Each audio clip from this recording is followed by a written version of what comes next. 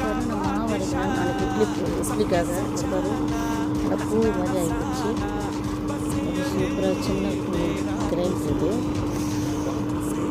குளிர் நாள் முடிஞ்சிடுச்சு. குளிரில் ரொம்ப பண்ண முடியல, அதாவது இப்போலாம் ஸ்டார்ட் பண்ணுறேன். 2 டைமும் ஸ்டார்ட் பண்ணுறேன் பொங்கல்லேருந்து. இப்போ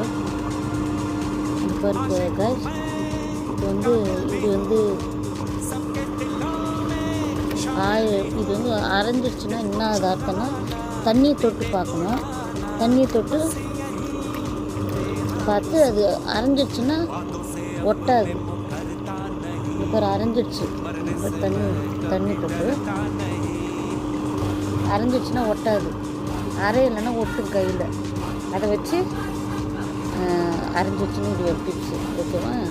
இது எங்கள் அம்மா சொல்லி கொடுத்துட்டு வந்து இப்போ நான் அதை